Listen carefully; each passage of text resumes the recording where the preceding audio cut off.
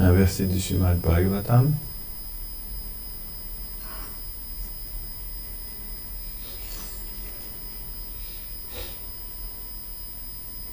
Je continue. Chapitre 2, verset numéro 6.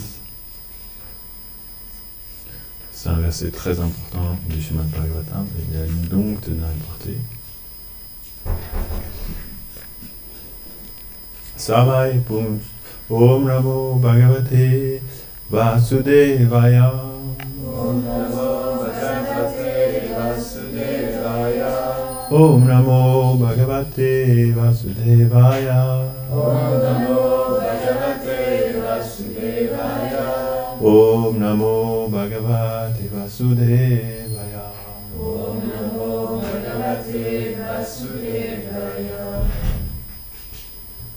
Donc c'est le Srimad Bhagavatam, deuxième chapitre, verset numéro 6, du premier chant. Sutta Goswami commence sa réponse au sage de Naimisharanya. Savai Pumsha Paro Dharmo Yato Bhaktir Arokshaji Ahaituki Apratihata Yayatmasu Prasidati. La religion suprême pour les humains est celle par laquelle la pure dévotion pour le Seigneur s'éveille en l'être. Cette dévotion ne peut être causée par autre chose qu'elle-même. C'est une belle traduction. Ouais. Intéressant, hein? Elle ne peut être obstruée et elle satisfait complètement l'âme. Commentaire. Je relis, hein? Je relis encore une fois. Hein? Souvent, il faut relire plusieurs fois les choses pour vraiment les imprégner. La religion suprême pour tous les humains est celle par laquelle la pure dévotion pour le Seigneur s'éveille en l'être. C'est-à-dire que le but de la religion, c'est que ça va éveiller quelque chose à l'intérieur de nous. Ça, c'est la religion suprême. Si elle éveille rien, c'est pas ça. Il faut qu'elle éveille quelque chose. Non? Quand quelque chose s'éveille en l'être, c'est-à-dire dans notre cœur, ça, c'est la religion suprême. Qu'est-ce qu'elle éveille? La pure dévotion pour le Seigneur Krishna. Cette dévotion ne peut être causée par autre chose qu'elle-même. Ça devient un petit peu plus philosophique. C'est-à-dire qu'elle est sans cause. C'est pas quelque chose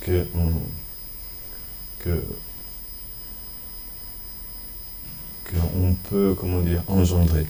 C'est elle qui descend. C'est ça, en fait, que ça veut dire. Cette énergie de dévotion descend dans le cœur d'une personne, et à ce moment-là, elle devient manifestée. C'est pas qu'elle s'éveille à partir d'autre chose. C'est qu'elle existe déjà, et simplement qu'elle se manifeste. Elle ne peut être obstruée et satisfait complètement l'âme. C'est-à-dire que rien ne peut l'empêcher de descendre. Quand elle descend, rien ne peut l'empêcher de descendre, et rien ne peut la faire partir aussi. Et Yayatma Suprasidati, elle apporte la félicité complète. Elle satisfait complètement l'âme.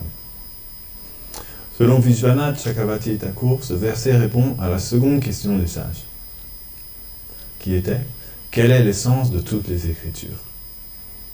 Cette essence représente la plus haute religion pour tous les êtres humains. Elle peut être perçue à travers l'écoute et le chant des gloires qui ont trait au Seigneur. Il est dit dans le Srimad Bhagavatam, 6e chant, 3e chapitre, verset 22, « Etavan eva lokesmin pumsha dharma para smrita. Bhakti yogo bhagavati tan nama graha na dibi. » Accomplir le service de dévotion sous la forme du chant, de la méditation, de l'écoute, etc. des saints noms du Seigneur est considéré dans toutes les Écritures comme la religion suprême de l'amour divin pour tous les humains sur la terre. Par cette déclaration, le mot « para » associé au mot « dharma », « para-dharma », dans le présent verset, peut seulement indiquer le pur service de dévotion. Les mots etavan eva indiquent le rejet des autres processus. L'essence des Écritures est donc le service de dévotion par lequel le pur amour de Dieu apparaît. Celui-ci ne peut apparaître d'une cause matérielle. C'est pourquoi on le dit sans cause, contrairement à la dévotion mixte. La dévotion mixte est acceptée par les êtres afin d'approcher le Seigneur en vue d'obtenir un bienfait. C'est pourquoi elle est exclue dans cette définition, puisqu'elle a une cause. Quelqu'un pourrait dire « Mais vous vous éloignez de la vérité en disant que l'amour de Dieu n'est pas causé par la pratique du service de dévotion. » Non, car la religion consiste à écouter et à chanter les gloires du Seigneur.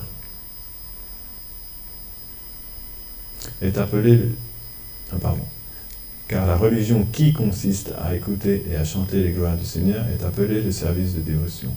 Et lorsque cette pratique atteint son état mature, elle est appelée l'amour de Dieu, prema. Les deux sont appelés bhakti, la dévotion. C'est pourquoi le Srimad Bhagavatam 11.3.31 dit Bhaktya sanjataya bhaktya vibratyu pulakam tanam. Un dévot possède un corps dans lequel l'amour de Dieu fait apparaître des symptômes extatiques. Cet amour de Dieu est développé à travers la pratique du service de dévotion. Dans ce verset,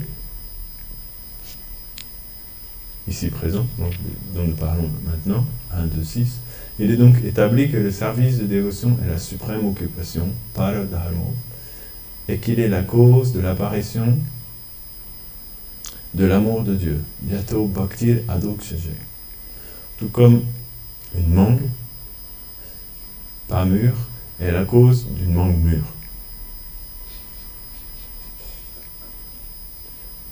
Comparaison très compréhensible.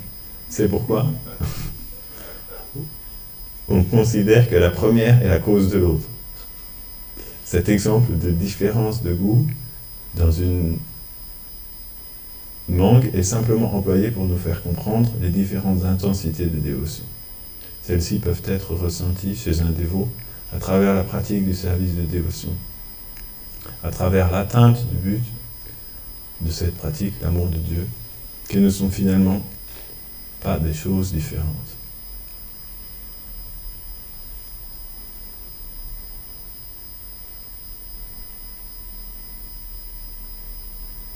Ensuite, Srila Vishwanath Chakravarti Thakur rentre dans une longue étude de chaque point, comme il sait le faire.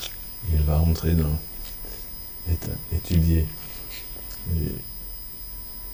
tous les détails de ce verset. Il aime bien faire des débats internes dans ses tenants et portés. Vishwanath Chakravarti Thakur, il propose lui-même les oppositions que les gens pourraient faire, et ensuite il les résout. Comme ça, il réfute déjà tout argument qui pourrait avoir lieu. Quand vous lisez, si à un moment donné vous vous dites oui mais, il a déjà prévu Vishwanath. Et après il va vous plaquer aussi sur ça. Vous ne pouvez pas dire oui mais. Quand Vishwanath parle, vous pouvez juste dire oh, d'accord. Très difficile de faire face à Srila Vishwanath Chakravarti Thakur. C'était un Vaishnava très très puissant, Vishwanath Chakravarti Thakur. Et les Vaishnavas comme ça, de ce calibre-là, vous ne pouvez pas leur faire face. Les moindres objections que vous pourriez avoir, ils peuvent résoudre ça en une seconde. Et vous montrer la réalité. Om Agyanati Mirandasam Gyanam Janam Shalakaya Chakshurun Militam Yena Tasmai Sri Gurave Namah Shri Chaitanya Manobhistam Stapitam Vinabhutale Swayam Rupa Karamahyam Dadati Svapadantikam Namo Mahavadanyaya Krishna Prema Pradayate Krishnaya Krishna Chaitanya Namne Goro Jishe Namah Shri Krishna Chaitanya Prabhu Nityananda Shri Advaita Gadadhara Srivasadi Gaura Bhaktavrinda Hare Krishna, Krishna Krishna, Hare Hare, Hare Rama, Rama Rama, Hare Hare. Vanchakalpatarubhyascha, Kripa Sindhubhya eva cha, Patitanam Pavanebhyo, Vaishnavebhyo Namo Namaha. Mukam Karoti Vachalam, Pangum Rangayate Girim, Yat Krivam Tamaham Vande, Shiguru Dinataranam. Donc, la religion suprême pour tous les êtres humains est celle par laquelle la pure dévotion pour le Seigneur s'éveille en l'être. Cette dévotion ne peut être causée par autre chose qu'elle-même. Elle ne peut être obstruée et satisfait complètement l'âme. Yayatma Suprasidati. Nous expliquions hier ce terme-là. Yatma Suprasidati. Parce que dans le verset d'avant, il parle aussi. Il dit Yenatma Suprasidati. Et là, le pouvoir de purifier complètement le mental et d'apporter la félicité divine dans le cœur. C'est une autre manière de dire, non? Ici, il a dit, elle satisfait complètement l'âme. Et dans l'autre verset, il a dit, elle apporte la félicité divine dans le cœur. Suprasidati. C'est ça que tout le monde recherche, non? Pouvoir expérimenter la félicité divine de façon ininterrompue, sans aucun obstacle, non? C'est ça que l'âme recherche, c'est le dharma ultime de l'âme. Anandamayo Birsat. Nous sommes tous faits pour expérimenter la félicité divine sans aucun obstacle, sans aucune limite, que ce soit spatio-temporaire ou d'intensité. C'est ça notre nature.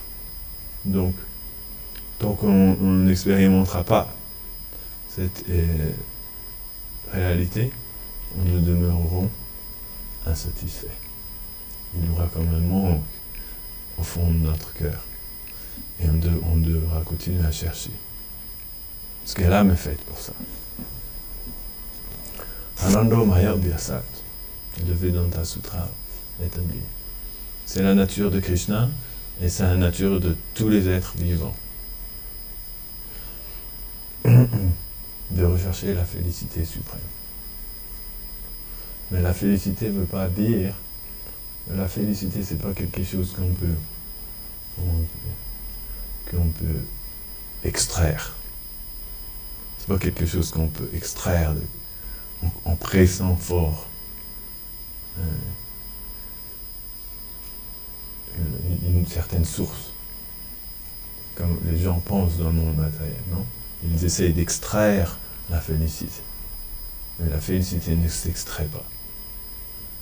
C'est quelque chose qui ne vient pas dans le fait d'essayer de prendre, mais c'est quelque chose qui vient dans le processus inverse qui est de donner. Par le fait de donner, nous devenons heureux. C'est pour ça que la société actuelle est complètement mal dirigée, parce que les gens pensent qu'il faut prendre. Donc ils essayent de prendre au maximum. Non? Prendre.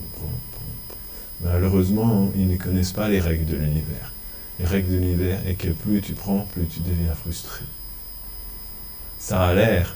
Tu penses que plus tu vas prendre, non? Par exemple, il y a un bon festin devant toi, tu dis, je vais essayer de manger au maximum. Mais en fait, plus tu vas manger, plus tu vas devenir frustré. Et plus tu vas souffrir, non? C'est comme ça, l'univers matériel est comme ça. Tu peux rien faire. C'est la règle dans ce monde-là. Parce que c'est pas la nature de l'âme.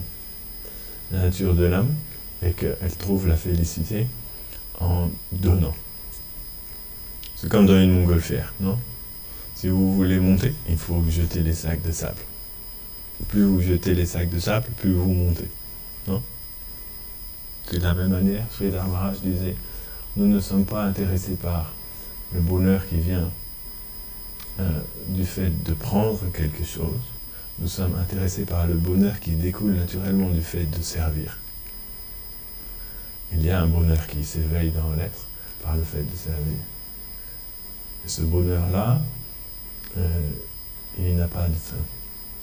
Bien sûr, il faut que le service soit bien dirigé. C'est pour ça qu'il dit Yato Bhakti Adokshaja. Il faut que ce sentiment de service et de don de soi soit dirigé vers Adokshaja. Qu'est-ce que veut dire Adokshaja? Vous savez, Adokshaja? Il n'a pas expliqué ici. Il a dit le Seigneur, parce que c'est un nom de Krishna, Adokshaja.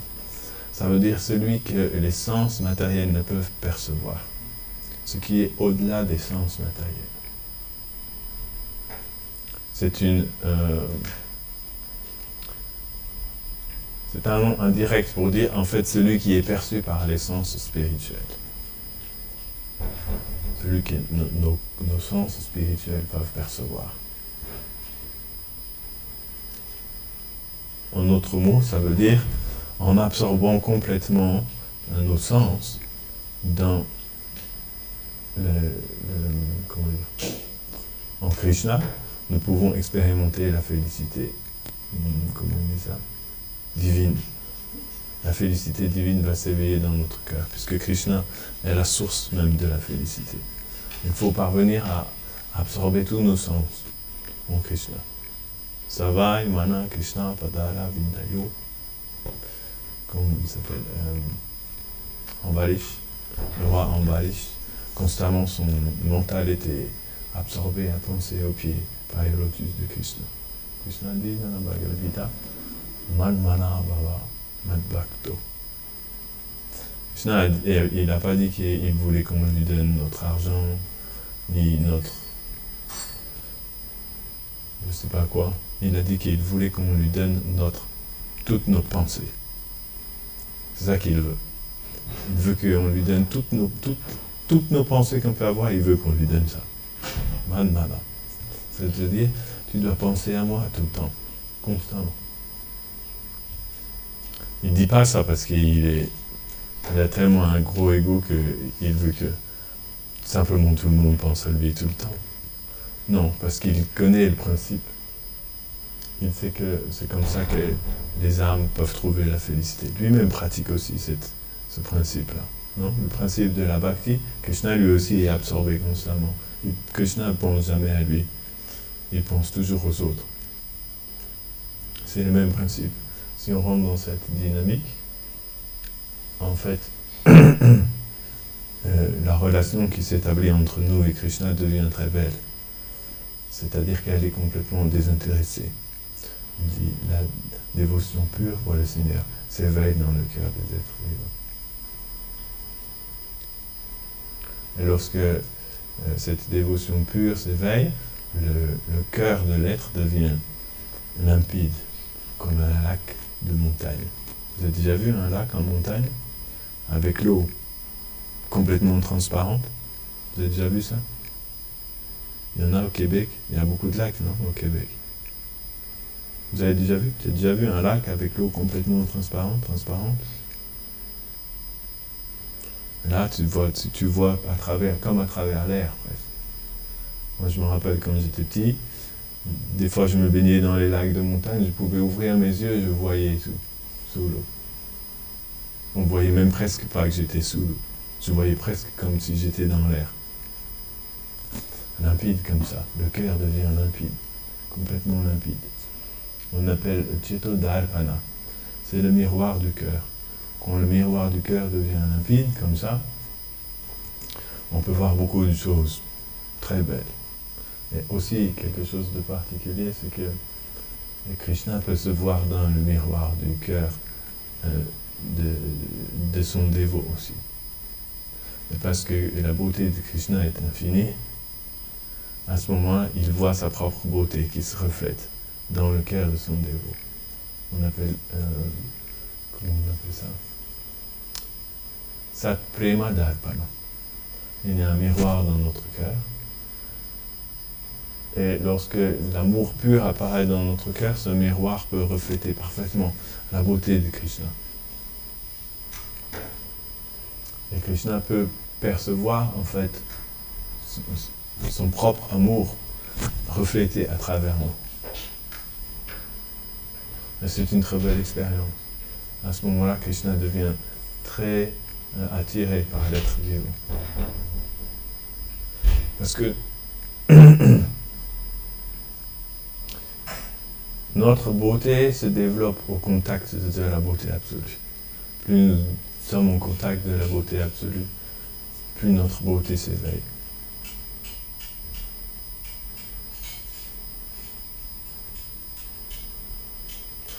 C'est une expérience. Yayatma Suprasidati. Ici, dans le teneur reporté chez la Vishwanath Chakravarti Thakur nous amène sur la compréhension que cette expérience se fait à travers le chant du Saint-Nom du Seigneur. Tan Nama Grahanadivi. Il cite le verset du 6e chant. Tan Nama Grahanadivi. C'est par ce chant qu'en fait cette dévotion descend et qu'elle va s'éveiller en l'être. Si nous laissons Krishna sous la forme de son nom descendre dans notre cœur, cet amour va s'éveiller. C'est naturel, mais il faut le laisser rentrer. C'est ça qui est la tendance de l'âme conditionnée, c'est qu'elle ne veut pas laisser rentrer Krishna. Jai, Shishi Balaram,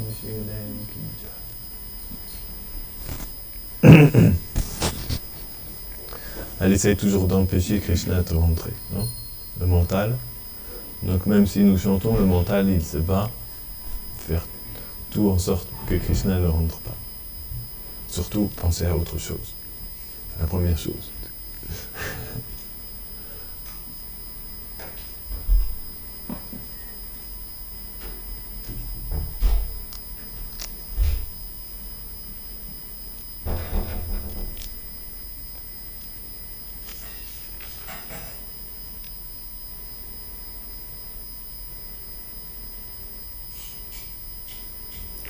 Donc, ce qui est intéressant dans ce verset, c'est qu'il explique que cette religion suprême, par le Dharma, elle a pour conséquence une apparition, la manifestation dans le cœur de l'amour de Krishna. Donc, c'est quelque chose qui doit se manifester. S'il ne se manifeste pas, ça veut dire qu'il y a un problème, non? Ça veut dire que peut-être nous ne sommes pas tout à fait bien institués. Peut-être nous n'appliquons pas exactement ce que nous sommes censés appliquer. Ou peut-être nous n'avons pas bien compris tous les détails, non? Parce que c'est la bhakti, la voie du service de dévotion, est un phénomène qui marche. C'est pas qu'il ne marche pas, il marche très très bien. Mais très peu de gens comprennent le mécanisme de la bhakti, véritablement. Et donc, si on n'applique pas bien, il ne fonctionne pas tout à fait. Il doit y avoir des symptômes qui apparaissent. Les symptômes et les transformations du cœur. Notre cœur doit changer, non? Par le simple fait du contact avec Krishna, le cœur change. Puisque, en fait, Krishna, il possède toutes les qualités. Donc, à son contact, ces qualités vont aussi dépeindre en nous, graduellement. Et le cœur va changer, la félicité va se manifester petit à petit. Mais c'est une expérience très vaste, l'expérience de la félicité, de l'amour divin. C'est pas quelque chose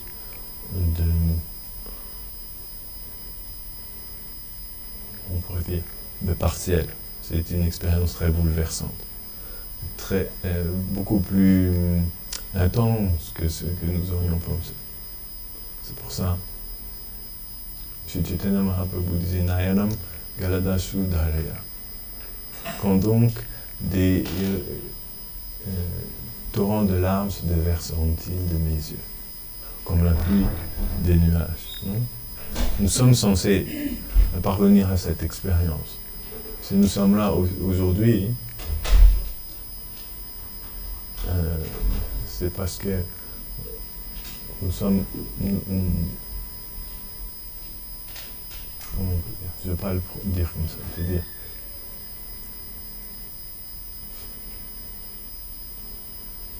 Nous sommes là aujourd'hui, mais notre but devrait être d'éveiller cette dévotion en notre cœur qui nous permettra d'expérimenter ça. Qu'est-ce que c'est de pleurer pour Krishna? Parce que chanter Hare Krishna, ça ne se compte pas en nombre de tours. Ce n'est pas le nombre de tours qui en compte.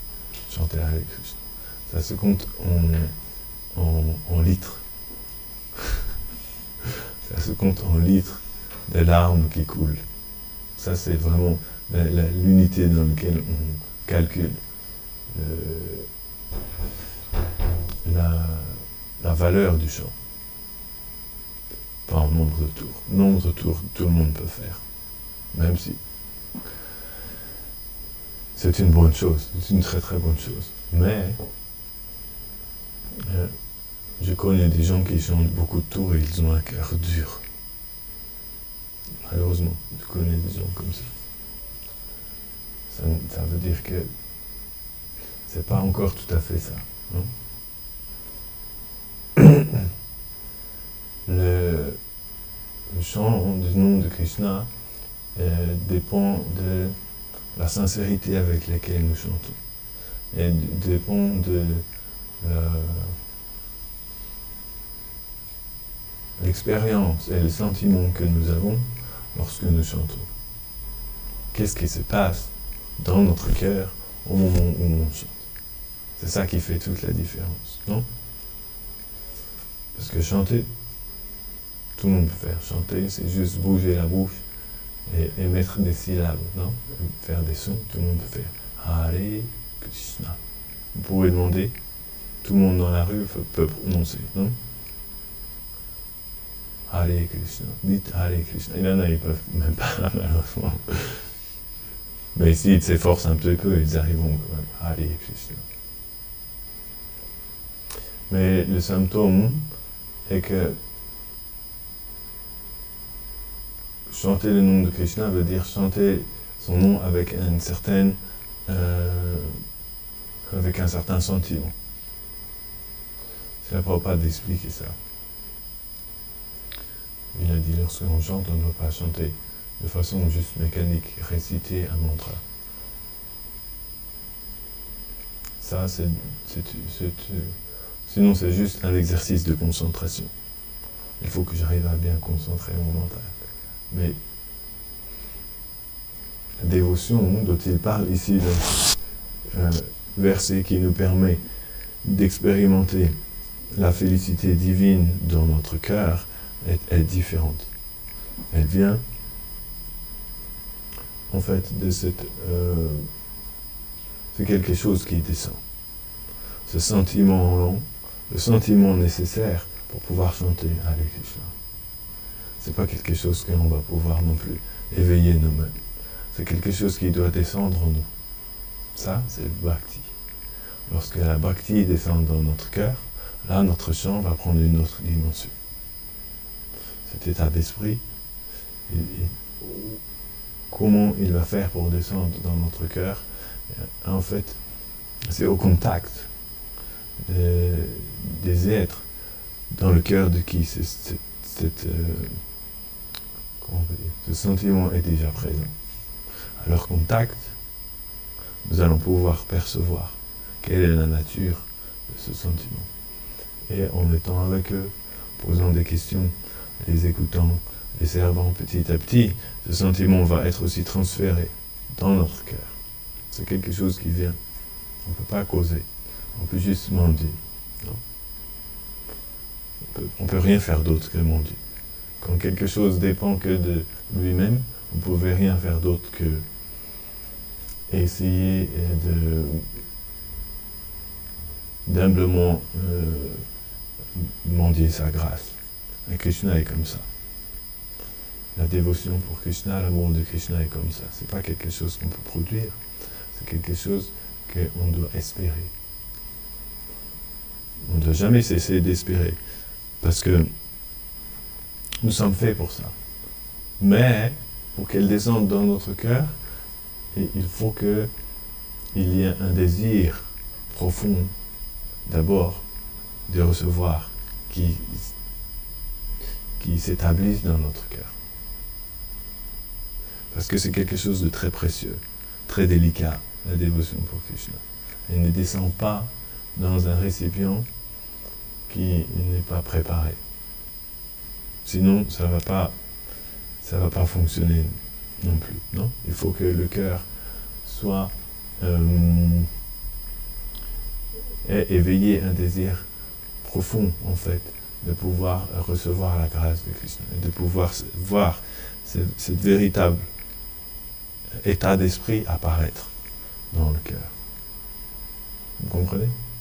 Je suis compréhensible? Et après, on doit chercher où est-ce qu'on va pouvoir,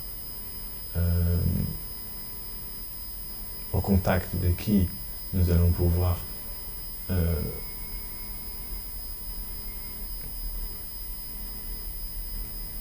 bénéficier de ce transfert, non? Ce sont les Vaishnavas. Les Vaishnavas dans leur cœur, ils ont déjà reçu cette bhakti, Shuddha Bhakti, Eto Bhakti Adhokshaja. Elle est déjà établie dans leur cœur de façon ininterrompue, et ils expérimentent déjà cette félicité. Donc c'est ça, le Seigneur Chaitanya Mahaprabhu est venu lui-même nous montrer que la bhakti c'est un état d'esprit qu'il faut bien développer. Chenadapi sunichena taroriva saishnuna amanina manadena kirtanaya sadahari. Mais là aussi dinayanam galadashu dharya. Quand donc des larmes se déverseront-elles de mes yeux? On doit se poser cette question, non? Quand donc cette expérience-là arrivera? Parce que si on n'inspirera pas, tout simplement, elle n'arrivera jamais. Si vous vous posez pas quand donc des larmes se déverseront-elles de mes yeux, eh bien, la réponse est jamais. Si vous vous posez la question quand donc, la réponse est bientôt. Vous comprenez? Si vous ne la posez pas, eh bien la question ne se pose même pas. La question ne se pose même pas et n'arrivera pas. Il faut que le désir s'éveille déjà. Donc le Seigneur Chaitanya Mahaprabhu nous a donné ce Sikshastakam. Kaviraj Goswami nous a dit, ils sont 8 versets comme 8 joyaux. On doit faire un collier avec et porter ces 8 joyaux toujours autour de nous. Ça veut dire quoi? Tu vas prendre un collier, tu vas écrire chaque verset sur chaque joyau, ou tu vas passer autour de ton cou. Il y en a qui font ça. Ok, c'est très bien, on peut le faire. Madhava, il a non? Il a tapé sur son corps, Ketania, Sada, ces choses-là. C'est joli, très joli à voir. Mais c'est pas tout. Il faut que le collier, en fait, mettre le collier du Sikshastakam autour de notre cou, ça veut dire que chaque jour, on doit réciter ces versets, méditer sur ces versets et imbiber ces versets. On doit aussi nous-mêmes nous poser cette question. Quand donc ce jour viendra-t-il où des larmes se déverseront de mes yeux comme la pluie des nuages? Lorsque j'essaierai de chanter ton saint nom, je ne pourrai même pas. Parce que il y aura tellement de larmes qui couleront de mes yeux. Pourquoi? Pourquoi le fait de chanter un mantra, tout d'un coup il y a des larmes qui coulent? C'est bizarre, non? Est-ce que c'est un sort? Il y a un sort dans ce mantra? Un sort magique?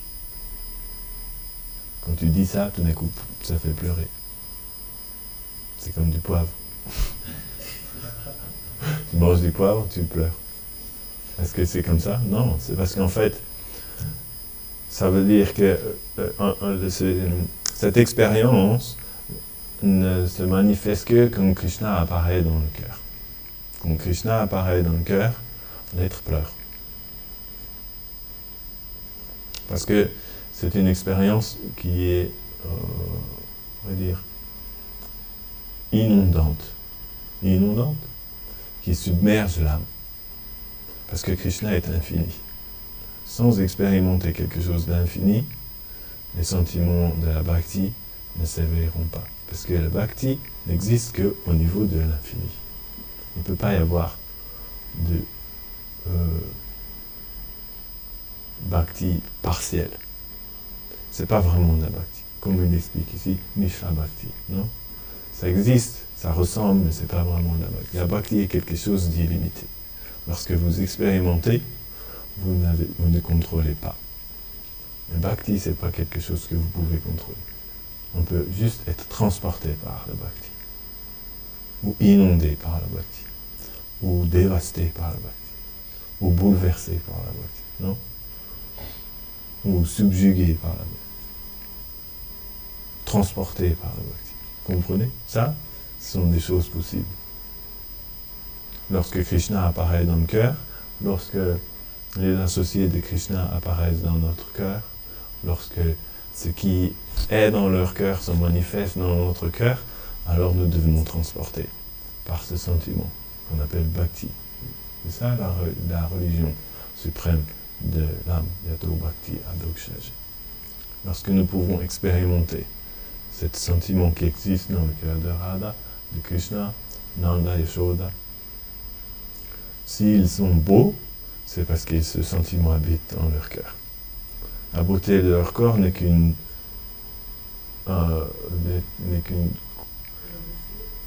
le reflet, j'allais dire, n'est que l'effet secondaire du sentiment qui les habite. Parce que c'est un sentiment sublime, leur corps devient beau. Et si vous éveillez ce sentiment-là aussi, à ce moment-là, votre corps va devenir comme le leur aussi. Il y a un autre corps qui va se développer intérieurement. Une nouvelle forme va se développer, qu'on appelle le corps spirituel. Ça, c'est le corps de l'âme. Mais il faut qu'il commence par le sentiment. Vous comprenez? Tout vient du sentiment. Lorsque ce sentiment touche le cœur de l'être, et que nous pouvons devenir transportés par ce sentiment de dévotion, alors le corps extérieur devient bouleversé. Ça dérègle le corps extérieur, parce que c'est trop puissant pour le corps matériel d'expérimenter. Ça, c'est juste les premières phases de l'amour de Krishna. On appelle Bhava. Cette verset-là, Nayanam Galada Sudaya, il représente le Bhava Bhakti. C'est la première phase de l'amour pour Krishna. C'est déjà tellement intense que le corps matériel devient court-circuité. La deuxième phase, qu'on appelle Prema, le corps meurt. Vous ne pouvez pas atteindre Prema dans ce corps-là. Au moment donné où vous atteignez Prema, votre cœur il devient mort. Parce que c'est trop intense.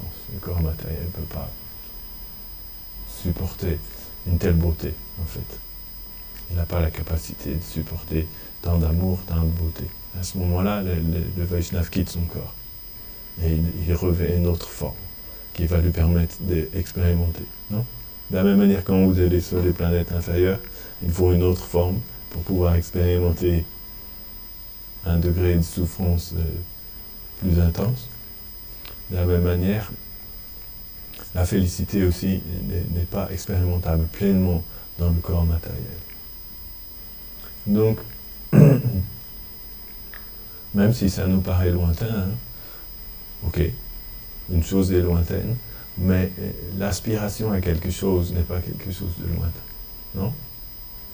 Nous pouvons aspirer à quelque chose, même si on voit la montagne là-bas très loin, très haut, On peut dire, ça c'est vraiment loin, c'est vraiment trop haut, non?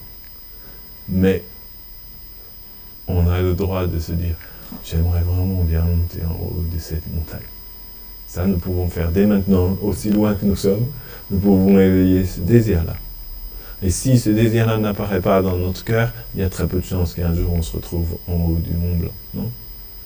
Toute personne qui arrive en haut du Mont Blanc, parce qu'un jour il se dit, tiens, j'aimerais bien monter là-haut. Première chose, non? Il n'y a jamais un gars qui arrive en haut du Mont Blanc et tu lui dis, il se dit, ben, qu'est-ce que je fais? Tu lui dis, pourquoi tu es arrivé là? Ben, je sais pas. Je marchais comme ça, puis je suis arrivé là, quoi. Non. Non? Par hasard.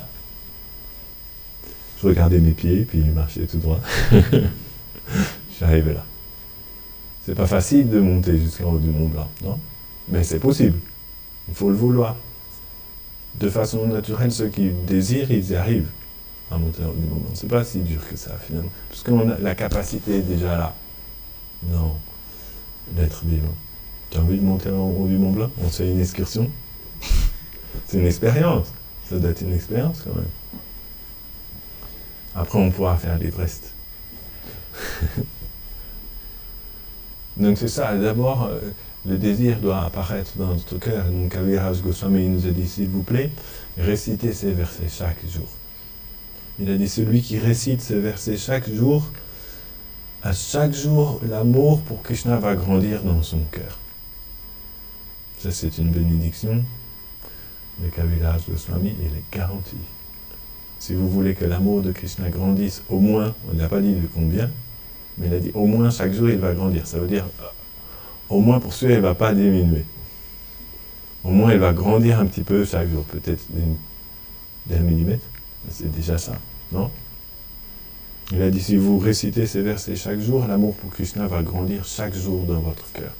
Par phénomène d'accumulation, comme il y a beaucoup de jours dans une année, à chaque année, ça fait quand même un certain avancement. Il y a juste 8 versets. Chaitanya Mahaprabhu nous a donné, il nous a laissé juste 8 versets. Shiksha Astakam. J'ai expliqué que dans ces 8 versets, il y a toute la philosophie est là, non? Absolument tout est là. Vous avez besoin de comprendre rien d'autre. Si vous comprenez ces 8 versets, c'est suffisant. Vous pouvez atteindre la perfection ultime.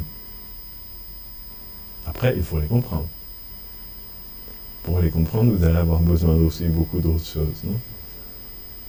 Mais, si nous les récitons chaque jour, en fait, le sujet va nous devenir, comment on va dire, nous allons développer une attraction pour le sujet. Si vous allez dire chaque jour, quand donc des larmes se déverseront-elles de mes yeux lorsque je senterai ton sein, au bout d'un moment, vous allez commencer à penser, ah oui, c'est vrai, quand donc les larmes se déverseront de mes yeux, non? À moins si vous arrivez vraiment à le réciter que mécaniquement, sans aucun sentiment. Mais le Shiksastakam est très puissant, il viendra éveiller même vos sentiments enterrés, non? Il va déterrer ça. Mahaprabhu est comme ça. Mahaprabhu, c'est Krishna qui vient et qui déterre, comme le Seigneur Vara est descendu pour chercher la terre dans la bouillasse, non? Quand elle était tombée, le Saint-Nom de Krishna, il vient aussi, il rentre dans la vie d'un être et il descend dans son cœur et il va déterrer les sentiments enterrés bien profonds qui sont là, non? Il va sortir ça sur sa défense. Il va remettre en orbite. Là où l'âme doit être située normalement dans sa position naturelle, dans les divertissements de Radha et Krishna. Il va lui redonner toute cette dévotion. Donc il y a une bénédiction dans ce Shikshastakam. Dayanam Galadasu Dharena. Combien de fois par jour est-ce qu'on se pose cette question? Dayanam Gal. Quand donc des larmes se déverseront-elles de mes yeux comme la pluie des nuages? Parce que c'est ça, le monde spirituel, c'est comme ça. Un jour, Radharani disait dans Chaitanya Charitamrita, Krishnadas Kaviraj Goswami explique, un jour Radharani dit, La dernière fois que Krishna est venu, je ne l'ai pas vu. Parce qu'en fait, mes yeux se sont remplis de tellement de larmes que j'essayais de voir à travers mes larmes et je ne pouvais pas le voir. C'est ça le bhakti. Elle dit la prochaine fois qu'il viendra, et après elle dit, et après quand finalement j'ai arrêté de pleurer, je regardais et il n'était plus là. Elle a dit la prochaine fois, je ne me ferai pas avoir comme ça. La prochaine fois que mon Krishna viendra, je ne regarderai pas. Je me tournerai vers chaque seconde et je dirai à chaque seconde, je t'offre cette guirlande de fleurs, s'il te plaît, ne t'en va pas, reste ici. Vous comprenez? Elle dit, je vais adorer chaque seconde, l'une après l'autre, pour qu'elle ne s'en aille pas, pour qu'elle reste ici.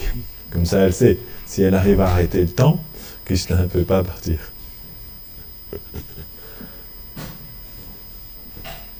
Donc, bhakti, ça veut dire ça. Bhakti veut dire que nous devons entrer dans cette expérience infinie de l'amour pour Krishna. Le matin, dès qu'on se lève, on doit se demander ça. Quand donc tes larmes se déversent tes yeux. Todaiva mihadjanina nuraga. Malheureusement, à mon état actuel, je n'ai pas cet attachement pour toi. Comment est-ce que je peux éveiller cet attachement-là? Cette question-là doit être comme un mantra qui résonne dans notre cœur tout le temps. Non? Nayanam garada sudare, vadanam gadgada udayati. Un jour, Tamal Krishna Maharaj a posé une question à Narayan Maharaj. Il a dit, à quel moment l'identité spirituelle de l'être se manifeste dans son cœur? Il dit, nous pratiquons, mais à partir de quel stade il va se manifester? Vous savez ce que Narayan Maharaj lui a répondu? Il a dit, quand tu ne pourras plus supporter d'attendre une seule seconde de plus, elle apparaîtra. À partir du moment où tu ne pourras plus imaginer vivre sans ça, il apparaîtra. Avant, non. Donc c'est quelque chose qui s'installe. Vous comprenez? C'est quelque chose qui s'installe dans le cœur. Il faut le laisser s'installer. Il faut donner la place à ces versets que le Seigneur Chaitanya Mahaprabhu nous dit. Yogaitam nimishina chakshusha pravasaitam. Ce n'est pas une histoire fantasmagorique pour faire dormir les petits enfants le soir. C'est une réalité très belle qui existe. La réalité est beaucoup plus belle que ce que on veut bien nous faire croire. La réalité est très belle. Et il faut juste la laisser venir dans notre cœur. Et le Seigneur Chaitanya Mahaprabhu nous a donné ces versets. Il a dit, s'il te plaît, accepte ces versets-là comme s'ils étaient tes propres paroles. Si vous faites du Shikshastakam votre propre réflexion intérieure, alors très bientôt, toutes ces choses vont apparaître par sa grâce. Ok? Jai. Shri Gauranitai ki jai, Shri Nanda Shora Gopal ki jai, Shri Radha Madhan Mohan ki jai.